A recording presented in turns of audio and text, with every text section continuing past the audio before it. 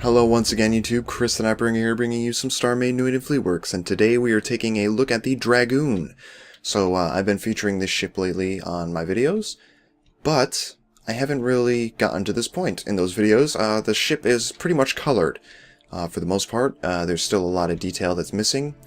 I'm also going to let you guys know right now that I'm coming down with a cold, so I'm going to apologize if I start coughing or some stupid shit.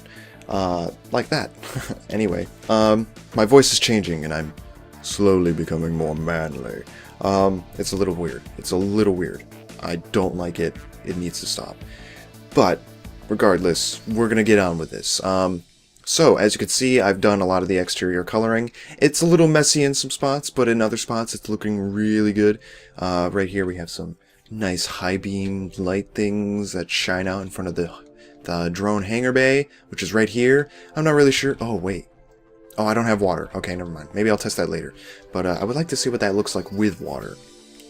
Of course, water is physical, so it doesn't really help if I want that to be functional, but I would like to know what that looks like, especially with the yellow. I think that'd be pretty cool. It might turn out green, though, which might be a problem. So yeah, there's that. So, yeah, real quick, we'll just look at the external bits, and then we'll take a look at the interior stuff and all the layouts for the rooms that I'm doing so far. It's coming along quite nicely, much better than I anticipated, and faster than I anticipated. A lot of the seams and the different types of hull that I'm supposed to be using on the exterior is not in place yet, so ignore that fact. Ignore the fact that it's quite plain. There's not a lot of detail yet. We got some engines here. People are probably going to ask why I use blue lights instead of blue crystal, and the reason is because I think it looks more mechanical and more like an engine that way sometimes. It really depends. I have no problem using crystal, especially when the engine looks good. I personally don't really care for engines that just have like a wall of crystal. I think that's a little plain. I think you need to spruce it up a bit. But when it comes to this, I think it looks alright. The reason is because on the actual engine, there's kind of like these vents where the blue thrust comes out of. And you can see it light up, especially on Caldari Prime Pony Club, which is the website that I use to look at the spaceships. And it looks more like that with the blue lights than it does with crystal, which is just like a blue texture. You know, it kind of gives, you know, a feeling of engine-y blastfulness, I guess, whereas this feels more like it's some sort of ion drive. I feel like that's the kind of feeling this gives off, and I'm not really sure if that's what I need to be going for, but I think it's pretty cool.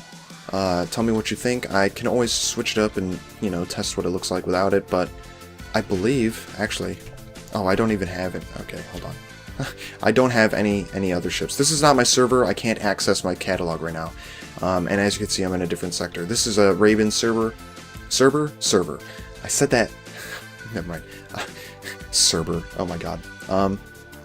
So yeah, this is Raven's server, and he let me build on here because we were streaming together. We were recording stuff and streaming, and it was pretty cool.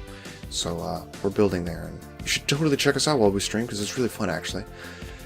So, yeah, that's pretty much what I've got done for the exterior. You could see that I'm, you know, laying out patterns and stuff and colors, and this is all the hallway designs that I'm coming up with. I'm just doing them on the roof because it's nice and flat. So real quick, we'll go down here, and I'll show you the cargo bay. This is the cargo bay door. There will be logic for this, and it will have, like, it will extend down into a ramp, which will be nice. Not that it really matters, but it'll be nice. And here is the interior of the cargo bay. This cargo bay is actually quite pathetic. It only has 300 cubic meters of space, which is like 3 meters off of this designated area. It's kind of sad. The cargo bay is not connected to the rest of the ship, so I will continue the tour through the hangar bay, which is here, which I am starting to detail and lay out. I've changed the arrangement of the hangar bay. I've added these corners, and I've tied the shape from the exterior to the shape of the interior. I'm thinking I might want to lower this. I don't know yet, because I've matched it up with the rest of the hull over here, or the walkways.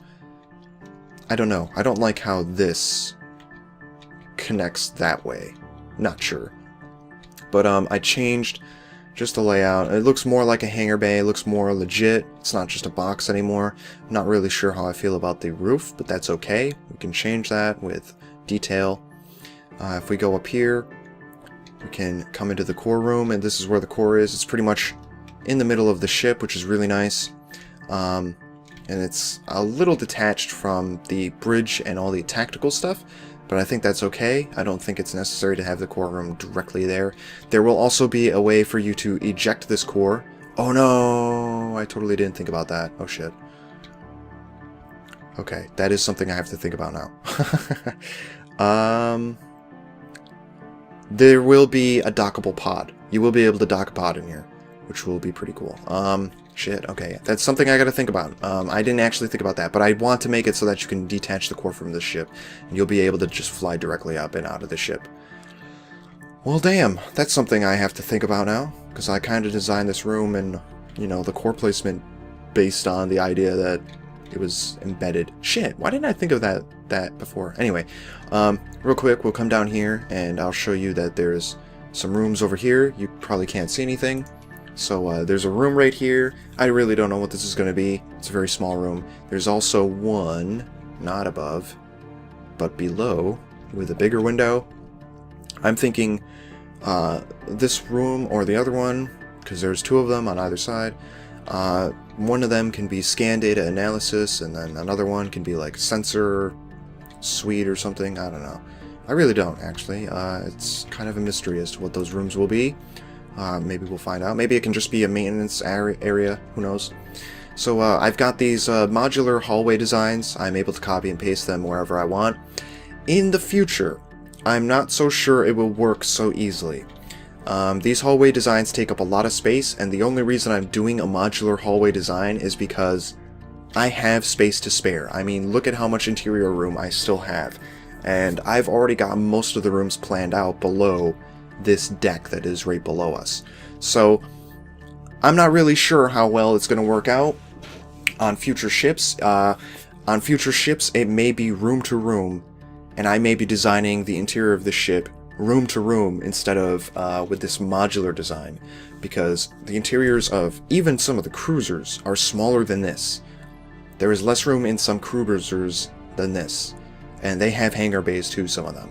So it's getting kind of tight in some areas, and in some areas it's like massive and I got plenty of room. So I figured this should be one of the nicer looking ships.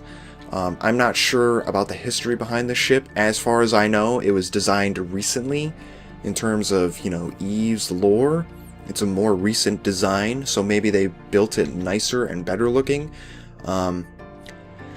I'm trying to keep it symmetrical, and that's mainly to do with the fact that the Amarians are all about, you know, symmetry. Not really symmetry, but, you know, showing off their godly skills. Because they're all religious, and they're kind of fanatical, and I'm sure they want to bring in their aspects of their religion into their builds, as they do with everything. As you can tell by the shape, it's all very curved and pointy, and you know, it's got that form, which is very specific. So I am keeping it symmetrical. I'm keeping it clean. I'm really liking how these lights are coming about. Raven's taking a look at it, and he thinks it's pretty cool so far. Right here we have a maintenance tunnel that is going to connect to all of the turrets. It has a very different feel, as you can see, black instead of white, which is really good. Gives off the impression of, you know, some sort of maintenance system. I've got an elevated hallway or walkway. It's kind of elevated above the rest of the. It like connects elevatedly to make it feel like you're walking above machinery and stuff, which is kind of cool. You know, I got these textures. I kind of wish this texture right here would apply itself where the engine is here, because I have to change. It doesn't go in that direction, that texture, but that's okay. And each of these sections right here where there's 3 and 3 are going to be like a big thing where you can access like parts for the turrets, because right behind it is a turret dock, which you cannot see. Okay, that's not one of them, but here's one of them. So directly behind this pillar is going to be a turret dock. So like we'll have like a console where you can access the turrets and maybe monitors. These hallways are set up so that I can change details on them and make it look very random and like, you know, more assorted. If we come over here, like behind these ones is windows, so these will actually extend towards the side and you'll be able to see through those windows. I just haven't done that part of the design yet. So yeah, this is looking pretty good. At the very end here, I may do some sort of engineering section. I'm not really sure. There's plenty of room. There's tons of room. I have no fear of running out of room. I mean, hell, the only systems that are going to take up, considerable amount of space are the power systems, the jump drive, the engines, and the scanners. Shielding, I'm not concerned about. You know, even things like module systems, I'm not concerned about. So yeah, we're going to come back down here, and we're going to continue. This right here is the crew quarters. Crew accommodations is where the bunks are going to be. This ship is supposed to carry approximately 70 people. That's about how many people I figure would be on this ship. So I have to make room for 70 people. There's going to be like, I don't know, how many officers should be on a ship this size? I'm thinking between 5 and 10. And then there's going to be, I'd say, around 15 slaves, because the Amar are all about slavery. So there's going to be slave quarters below, and I will show you where that will go. So I'm thinking 15 slaves, 5 to 10 officers, and the rest will be crewmen. And I think that's how I'll go about laying out the ship. Of course, nothing goes here. It's just not finished yet. There's a stairwell that goes down. There are no elevators on this ship, keep that in mind. It's all stairwells and hallways. Frankly, the ship is not big enough to warrant elevators, I don't think. There are very specific designs of ships that are this size, and they don't have elevators at all, so I'm going to stray from the whole elevator thing that people like to do until I get into things like cruisers and stuff. If we come down here, we've got rooms like the mission ops. We've got tactical briefing suite. We've got tactical bridge, which is a room that you will have to walk through to get to the rest of the ship. Down here, we are going to have even more rooms. You can see those windows on the side. This is going to attach to medical, and that's going to be for the mess hall. And then there's going to be a maintenance corridor that leads down here for the underside of this, the drone area, the hangar. Right below us is the cargo bay, and back here is going to be like the slave quarters, a stairwell that leads up somewhere, probably somewhere over here, actually, now that I think about it. In fact, it may just branch up right here, turn this way, and connect directly to medical and mess halls. I think that's the plan. I think that'll be the plan. But there will also be a hallway branching off over here, and along this length here will be an engineering section, which is where the modules will go. So one thing I've decided about the modules is that on a ship this size, the modules that I designed for these small ships will not have an impact on a ship this large. It's going to be negligible. And the reason I say that is because... oh. Somebody poked me. Sorry, I just got distracted a bit. Destroyers and frigates share the same module size. They are both considered small ships. And just in case you're wondering, yes, in EVE, this is considered a small ship. And the issue that I have is that, you know, if I take a module that is quite literally, not even bigger than this hallway, and put it on the ship, it's not going to make a big difference. It's not going to do anything spectacular. It really, really isn't. So something that I have to take into account is the fact that, placing a small module will not boost shields based on a percentage, but it will boost shields based on, just a static value, based on the size of the module. That's my phone going off, so I'm apologizing if you have just heard that. So yeah, it's going to be kind of an issue. I'm basically, my solution so far is to just duplicate the number of modules on each ship. So this ship, I believe, has 2 medium slots and 4 low slots. So in the end, I'm going to have 8 low slots and 4 medium slots. The high slots are going to stay the same, and the reason is because those are weapon slots. And as you can see, these are the weapon slots right here. There are 6 of them, which means that there are 12 turrets on this ship. And that will not be changing because I don't want the damage output of a ship to change. But I do need things like, you know, if I add power, it's got to make an impact. It's got to be more than just a little tiny bit. I do still want these ships to be customizable. That does mean on, you know, these ships you're going to be able to get away with, you know, putting hell of a lot more onto it than you should be able to. But hopefully players will realize that doing that will not lead to anything spectacular. You're not going to get a lot out of the super small modules that you place on these ships.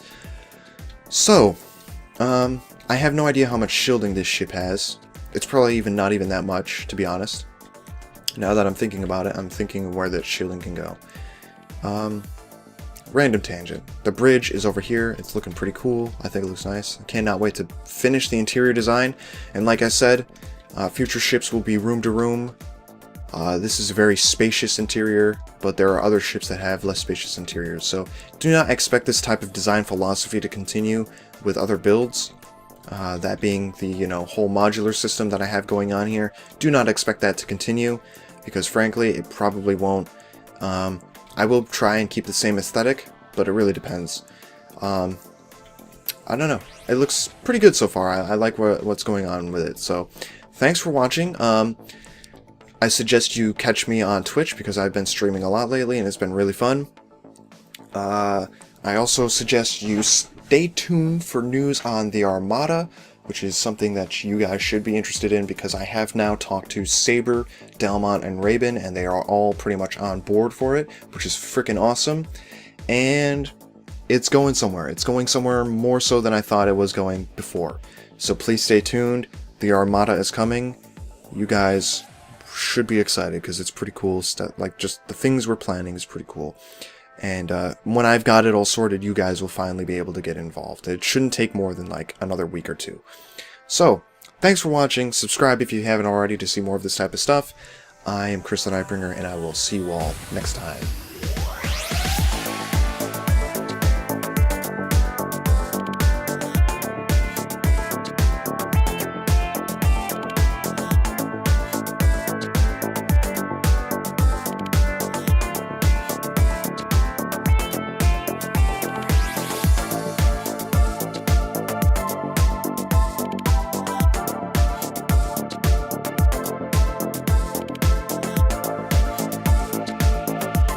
Front of the drone hangar bay, which is right here. I'm not really sure. Oh, wait. Oh, I don't have water. Okay, never mind. Maybe I'll test that later. But I would like to see what that looks like with water. Of course, water is physical, so it doesn't really help if I want that to be functional, but I would like to know what that looks like, especially with the yellow. I think that'd be pretty cool. It might turn out green, though, which might be a problem. So yeah, there's that. So, yeah, real quick, we'll just look at the external bits, and then we'll take a look at the interior stuff and all the...